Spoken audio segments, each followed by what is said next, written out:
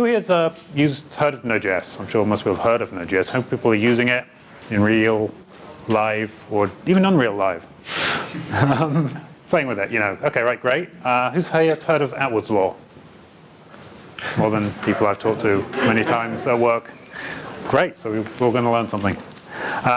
So I'm Kit Eubank, engineer, developer at Capital One Labs. My colleague Kevin, he'll be doing some demos later. He hasn't got a mic now, so I won't ask him to speak now. We're both developers, so we do them with code all the time. So I'm sure everyone's heard of Capital One, just headquartered across the Beltway here in McLean. Capital One Labs, you might not have heard of.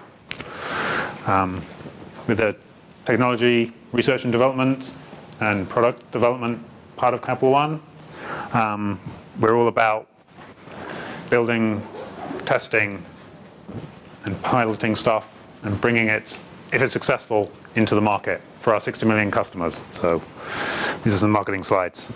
We've got 3 areas of focus. Top one is APIs. So we are building out a platform where third-party mobile developers, web developers, enterprises can call us and use the great data and facilities we have inside Capital One.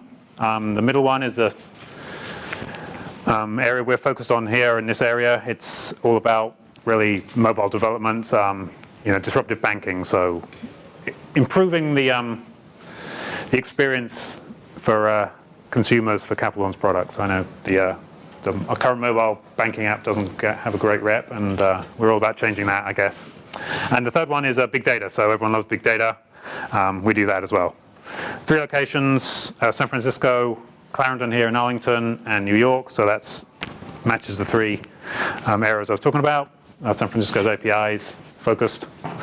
Clarendon here is mobile focused, and New York is our big data lab. So I don't know who's here is aware, but we got a big birthday just happened last week. So JavaScript was 18 on the 4th of December. So round of applause. Yeah, hard to believe, but 18 years ago, 4th of December, 1995, JavaScript was announced to the world by 2 great companies, Netscape and Sun, both of whom are, of course, no longer here. And actually was introduced as the kind of baby brother of Java, as it says there, right? Is there just to help Java, be usable. So in those days, Java wasn't quite the kind of enterprise platform that we all know and love and use today. It was going to revolutionize the interactivity of the web. It was going to have these programs that ran in your browser, and that was the future. That was the promise. They were applets. They still exist. I mean, there are still applets out there today, but it certainly wasn't where Java succeeded. But ironically, it's JavaScript that has become that environment. So 28 companies there, 28 industry-leading companies were there at the announcement, and I went through the list, and of course 75% of those companies no longer exist, and the vast majority of those seem to have been acquired by Oracle. So I don't know what that tells us, but it tells us something. So some important dates. JavaScript's been around for 18 years now, and it's had a long journey.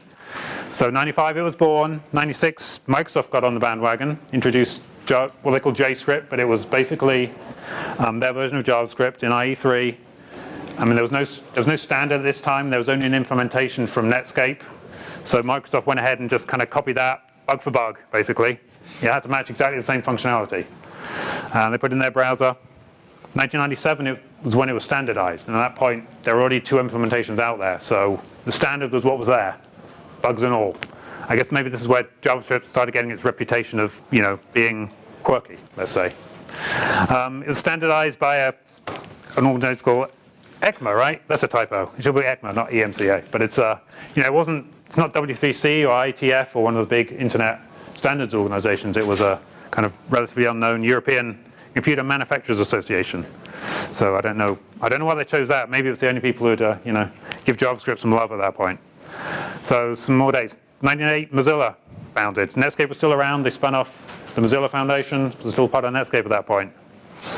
1999, IE5 introduced XML HTTP requests. People know XML HTTP requests? It's the kind of foundation of Ajax. 1999, so that's a long time ago, before the kind of era of web apps, right? 2001, IE6, Windows XP. Microsoft decided to give IE a rest for a few years. Nothing really happens for 5 years with IE. And this sounds weird, because at that point, Microsoft, I think, felt they'd won the browser war. So they didn't have to do anything. And, the browser would iterate with the operating system. And they were taking a long time getting Windows Vista out. But ironically, in that kind of hiatus of IE allowed a great flourishing of alternate browsers. So we got Opera, we got Firefox, we got Safari. That ironically was very healthy for JavaScript, because it really proved that it would work with multiple vendors. 2007, an infamous book called JavaScript: The Good Parts. Has anyone read that, heard of it? So, great.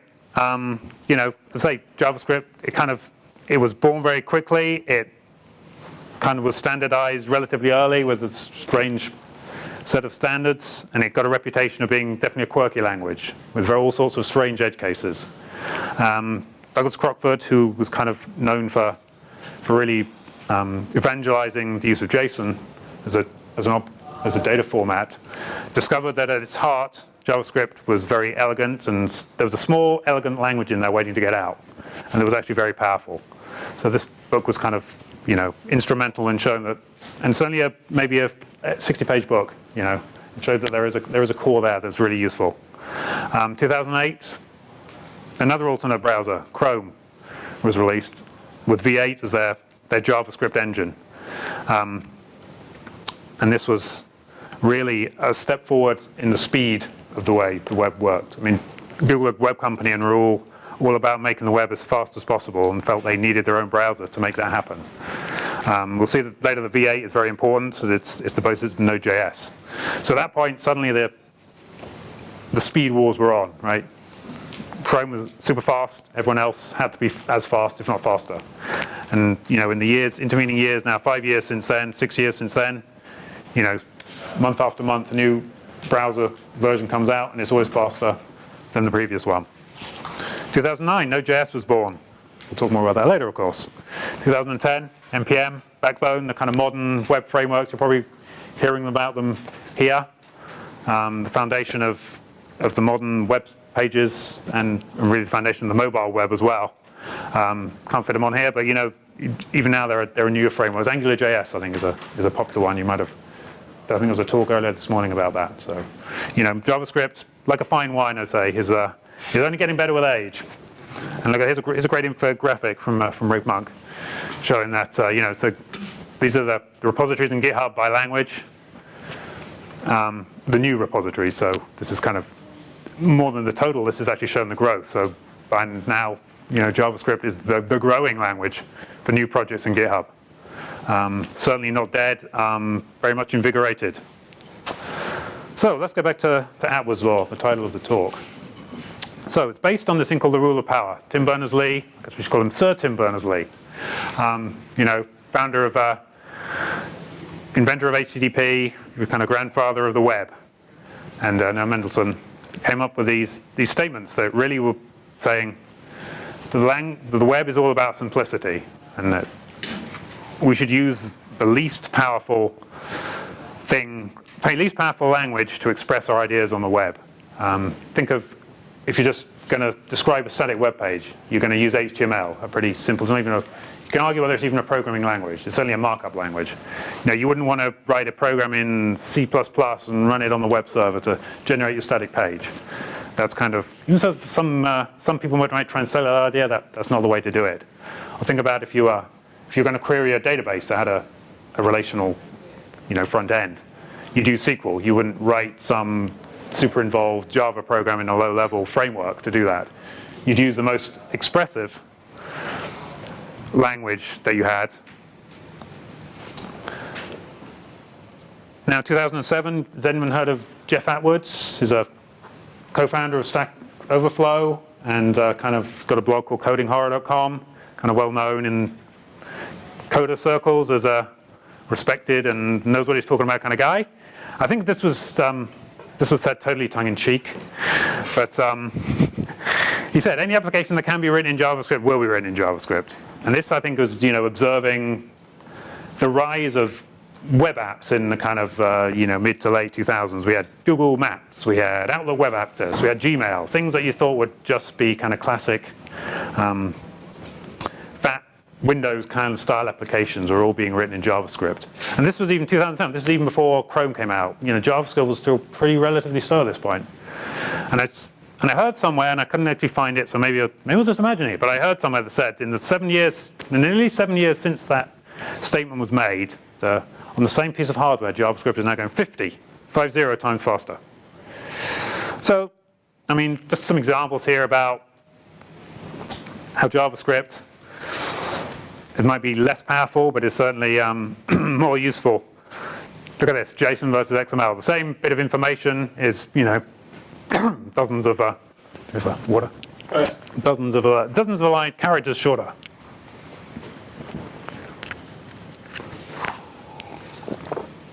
REST versus SOAP. REST is kind of the communications mechanism of the modern web. That's it pretty much works well with HTTP. It's simple. Same thing, SOAP, kind of enterprisey thing that was trying to do the same sort of thing. I mean, just look at that. Don't even try and read it. Well, you can say it was obviously designed by committee.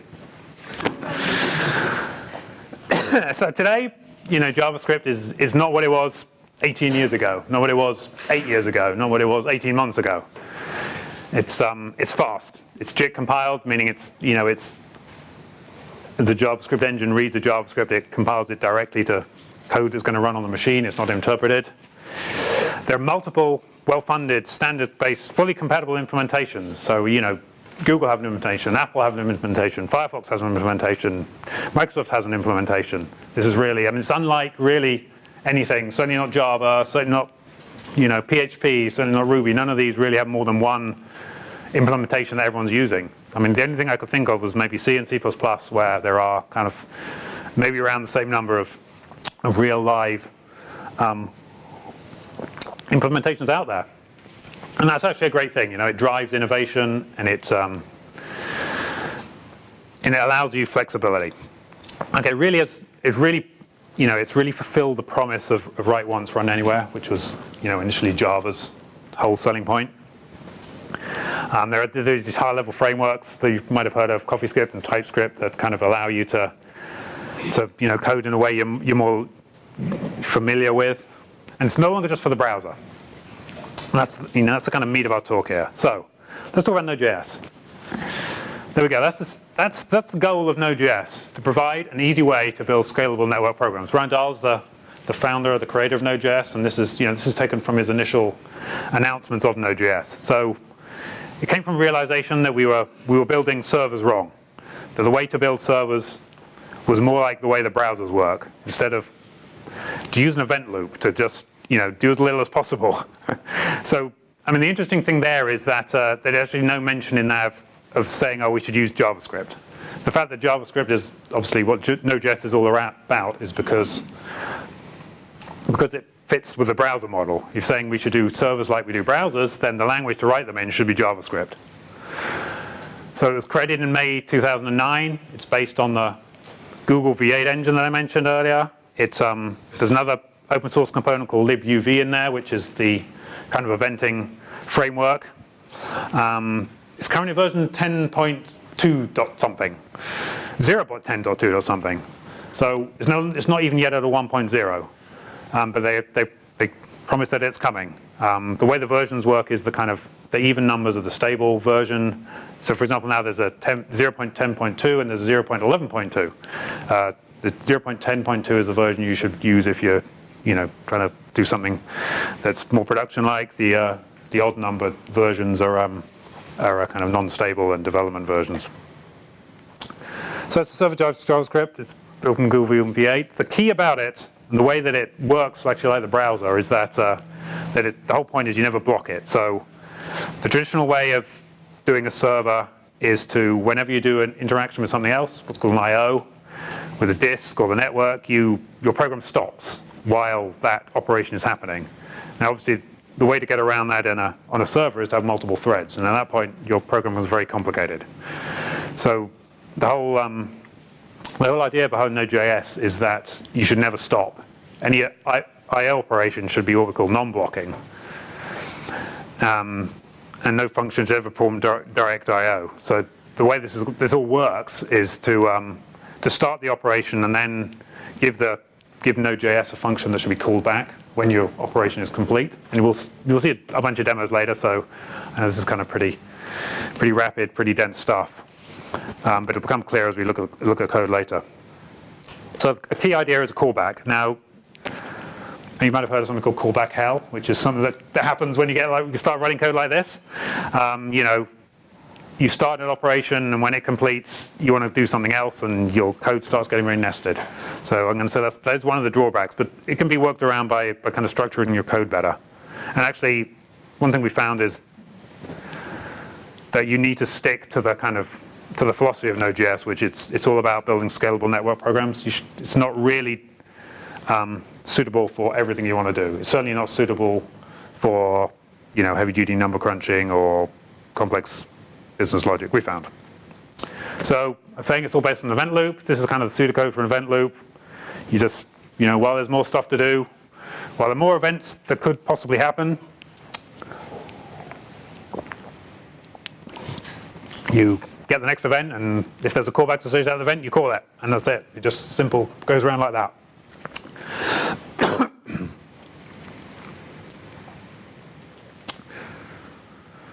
So at its core, it's very small. Node.js really doesn't provide you much out of the box. Batteries not included is a phrase you'll often see with Node.js. So all it really gives is the event loop, some functions, global functions like a logging statement and a few other things, and and most importantly, a way to build a module system. So it's built on the common JS module system, you've heard of it. There are a limited set of built-in modules, stuff that's really core for a networking server, like HTTP and TCP sockets, and the various utilities. And this very tiny core allows a massive third-party open source ecosystem of modules, of packages that actually give you all the higher level functionality you want. It's a great graphic for kind of open source package managers. The light blue one at the bottom there, starting at the bottom, even just back in January 2012, as the smallest of those. Open source packages, is Node.js, or NPM is its package manager. It's already got, I'd say, it's in an exponential, look at that curve, it's an exponential growth. It's already overtaken Python, it's catching up with RubyGems and Maven, and quick eyeball, certainly in the next year, it should be the largest of them. And it's the only one that's actually kind of exponential. The rest are more kind of linear, slower growth. Now, of course, with exponential growth come drawbacks, and you can see it's actually and you see it in the far right there, it's not an error in the graph. I mean, it's not an error in the graph, it's an actual fact. So the day they managed that, there were no NPM packages. It has outages. It's a fact. With success comes problems. So scaling is a problem. But if you want to donate, there's a website. They were aiming for $2,000, $200,000, and this captured this a couple of days ago. They're already well above it. So, they know there's a problem, and it's certainly enterprise ready. I mean, there's not just kind of your big web companies are using it. Walmart are a very vocal kind of proponents and supporters of it. And it's got great support in the kind of cloud and PaaS-based world. So you sign up for Windows Azure or Heroku or Cloud Foundry and OpenShift, you can easily spin up your Node.js apps. Here we go, some quotes from Walmart. Aaron Hammer is a kind of well-known, plain-spoken and vocal architect there. They very proudly actually declared it ready to handle all their mobile traffic for Black Friday, which is actually 53% of their traffic, and that's all running on Node.js. So Node.js at Capital One. As I was saying, Capital One Labs is kind of technology, research, advanced technology stuff. So classically, Capital One is a J2E and .NET shop. You can do anything you want as long as it's in Java. It runs on WebLogic or runs in IIS as ASP.NET. We're all about building pilots quickly. So we needed something that was going to be lightweight and fast and easy to change. We needed something that was easy to get started quickly, but we knew would scale. And we run a lot of our own infrastructure in the cloud. outside Capital One data centers, and we're big believers in platform as a service philosophy. So it's got great PaaS support, as I already showed. Another great benefit is JavaScript. It's something that's been around for 18 years. People have been programming in the front end for many of those years, and they can bring their skills all the way back and now work all the way down the stack. Open source is very important. As I said, Node.js by itself, the batteries not included. The batteries are out there in the open source community in the huge and stable packages.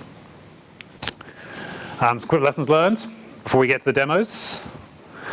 Don't try and do everything with Node.js. It's great for network-facing servers dealing with the mobile apps and the web apps. But as I said, it's kind of callback-based programming model can get overwhelming if you try and do too much. We're very much using it as a kind of what I call like an orchestration layer in front of other services. So it receives all the traffic from the network, from mobile devices, from the web, and coordinates back-end services and adding some, applying a bit of logic. We're not trying to do too much with it, and it works great. Unit testing, of course, everyone does unit testing. It's got a great unit test framework called Node Unit. And we're great believers in continuous integration, continuous delivery. Now, the great thing about something like JavaScript is because there's no build. So there's not much to do with continuous integration. You can run some unit tests, and that's it. So a build is basically building a tar file, a zip file. Continuous deployment then is just a case of copying that zip file to the machines you need and using the package manager to install it. So it's easy. And it really allows very rapid it depends on your organization, but certainly in kind of test environments, you can push to Git, and within seconds you're up and running with your new code in something you can test. And it really allows rapid prototyping and testing. So that said, I think it's time for some demos. Yeah. Going to hand over to Kevin. Switch this up a little bit.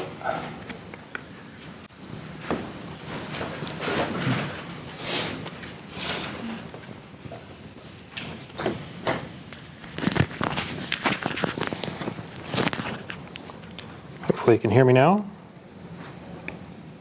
Oops.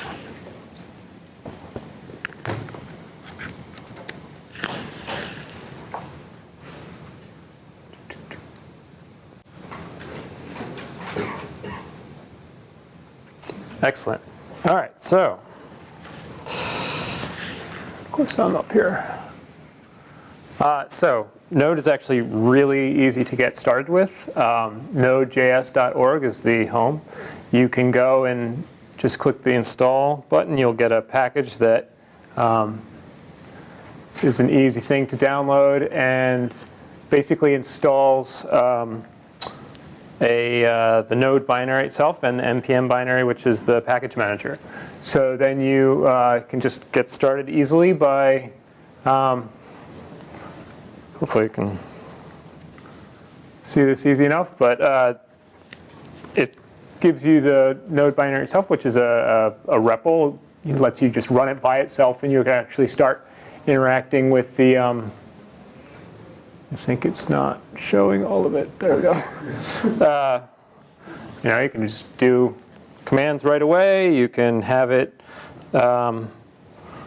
type simple things like here. We'll just do a little demonstration of the idiosyncrasies of JavaScript, which is I'll do this, which is sort of an odd thing. And if you realize what it's going to do, it's going to cast the two into a string and just append them instead of. But if I were to, obviously, what I did right above it, it actually treated them both as numbers. But so you can do things like this, test it inline. You can create functions. You can use all of the packages that you need to, all that sort of stuff. The simple way you can do things, actually, let's do one more thing. If you do like a console.log.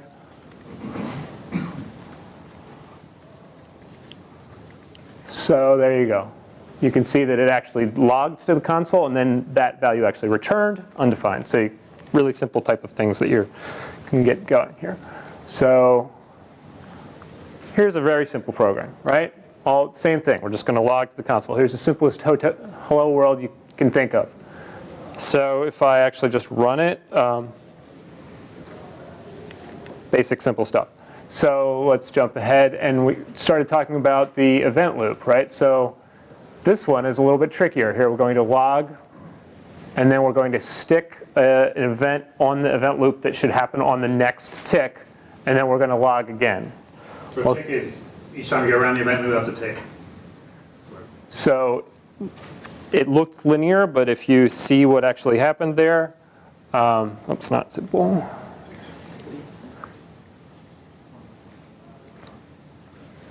You get first, second, and then the event loop cycles around again, so it actually goes through in order, does the things, but then sticks it on the loop for the end of it. So again, if you breaking this down a little bit, now we're going to make a function. Okay, so this time it's going, the function right away will do a tick, but then it's going to just keep things, keep sticking things on the event loop and loop through that way, right? So what this will do, to get a little tricky here, is I'm going to pipe it to more so we can see what happens. You can see at the top it stuck the first one in the event loop, so that happened in between, or it just logged as the first thing, so it did it, and then it started sending a bunch of ticks to the event loop. So the event loop just ran, and bam, you get a bunch of stuff to the end here. So let's talk about timeout. Now, we want to do like a timeout, so we're going to stick something on the event loop. Now, normally with like a sleep command with a lot of other languages, like you said, the thread locks. It says, OK, I'm going to come back and do something in 5 seconds. Node is actually able to say, I'm going to stick it on the event loop for 5 seconds out there. So I don't know if anybody's familiar, for instance, with iOS, with Objective-C programming. You get the Grand Central Dispatch idea, same exact idea, right? So now what's interesting is we want to show a little bit of time here. So you can see, just like a lot of other languages, we've got some sort of an include idea requires how you do that here. So same thing, we've got that require to use that util package, which is one of the base built-in loops. So I'm going to do that, and you can see it fire, first and second fire. It's going to sit around for 5 seconds. The loop's hitting, bam, cut, circles through. So then we'll get even a little more complicated with the event emitter. And so you want to talk a little bit about how event emitter? Yeah, so actually one important thing that we saw with those was actually when the program, node program ended, right? And if you remember that pseudocode, we'd say while there are more events, we keep going around. And the interesting to show there is that, for example, the set timeout, once the timeout event had fired, there was nothing more to do, so we ended, which is interesting. Right? So event emitters are kind of key to a lot of the way that the services work. They're a way of adding your own events and adding your own callback to events. So you can see with this thing being set after the other one, but with a shorter timeout, it's still able to work with the whole thing here. So we get first, second, a second later, we get fourth out of order, even though we typed it in that third, fourth order. So it works the way you think about it once you start thinking of writing to that event loop and figuring out how to get stuff to work. The sequence of the way the functions written in the code isn't the sequence of the way they're executed. So we also mentioned that HTTP is one of the core functions that's actually built in. So being able to write a web server, a fully featured web server that responds to a HTTP call, it's as simple as this. This is a classic hello world example from the Node docs. And it really is that simple. If I get this thing running, OK, it's running and sitting in the background. And if I open a new tab and go to localhost, there you go. Great. I can do it over and over. It will work. Now, what we've done is just write a web server that will respond to anything with that. So I could be like, hello, and it's still going to respond with hello world. I could write modev, and it'll respond with hello world. So let's get a little more complicated here. Oops, that's not a Control-C. Let me ask you one question. So as you're running Node and HTTP.js, is it actually compiling? What's going on? So obviously, there's no separate compile page, it's running it, right? Because I was explaining that it's just what's called just-in-time compiled. Right. So it's not passively interpreted. So the first time through, it gets compiled and then is running as native. native performance. Does Node is server side, but I also is does it provide any library to read some data from database or those Yes, of course. I mean, server-side it's, functionality? yeah. And that's all done through those third-party. Number of, in fact, I was just trying to explain like graph, there's just huge number of packages to do pretty much everything you'd want to do. But you don't have, unlike J2EE or whatever, or Java Enterprise, whatever it's called now, where you have like this huge, massive amount of libraries. The core libraries that are Node are very simple, and then you've got this massive amount of third-party libraries. It's a big community. It's So- very community-based. All those third party, can you write your own, let's say, if certain thing you need to do certain particular Yeah, of course. some data? In fact, Can that's, you write your Yes, own yes, of thing, course. define an interface, right? Yes, yeah. And the event emitter there is core because it's all event-based. I was trying to show that the event emitter is the core concept. in this same way that, say, Ruby encourages you to use the same sort of gem packaging if you want to encapsulate everything, Node is very similar. In fact, packaging up itself is often done by just making your app into a package to deploy. And is it the new kind of if you need to write a particular server-side functionality, then you need to write plugin or package that is in Java or in some other C# or You can, obviously JavaScript is the preferred language. You can interface with, I think, with C++ code, so compile code. Right. The V8 interpreter, which is what's underlying it, can call out. What about tool chaining for like dependency management and things like that? Like bundler for, obviously you've got NPM. Well, so this is good timing, because the next thing we wanted to do is, obviously this is a very simple web server, right? This doesn't do much. One of the most common ones for dealing with straightforward web, where you might want to add things like routes for a route manager, that sort of thing. Sure. Express is one of the ones. So let's try and actually install Express, and hopefully my... That's the Wi-Fi here. Yeah, exactly. Node install Express. Yeah, yeah. So here we are trying to reach out and do it. Let's see. So we can reach out and install, and you can see it's pulling a lot of dependencies. Express itself has all these dependencies, and it installed all these things. The way the packages.json file that it makes is a very simple way of doing all the dependency management. And you've got specific, just like with gems and bundler and things, you've got all the versioning and subversioning, and you can freeze, if you will, and things like that.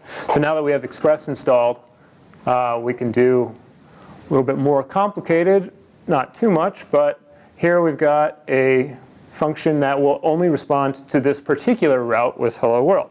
So if I actually run this guy, it starts up again.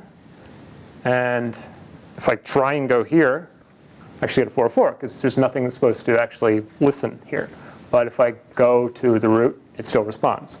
And the code that did it was very simple, right? Here's how you do a route handler, and you do an inline callback to a function that you've defined inline like that. So let's get a little bit more complicated than that. And we are going to have multiple routes. We've got inline functions still, but you can imagine how that function could be defined externally and included with another require, or a number of different ways you could handle it. In fact, this time at this route, we'll just do hello world. But at this route, this is how easy it is to define that I'm going to return a JSON object, right? I just write, in essence, the JSON. And there it is. It'll interpret this on the fly. In fact, this is how you deal with query parameters, and so all it needs is a parameter like this, q equals world, to do it.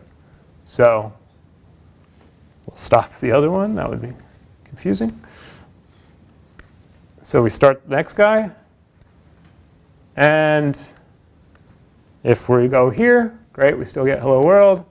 If we go here and go, wow, we get nothing.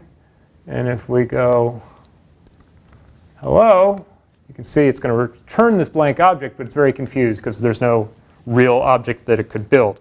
So if I actually stick a query parameter in here and say modev east like that, bam, there's your JavaScript objects. So obviously, that's just the framework. It's very easy to get started. I've built, in essence, a RESTful API, right? It's not it's a very tiny RESTful API, but it's there. To do all of that API front-end work, the reaching back to other, API coordination, that sort of thing, incredibly great, fast language, non-blocking, event-driven, and you get this super high scalability from that. So that's our demo. And any further questions?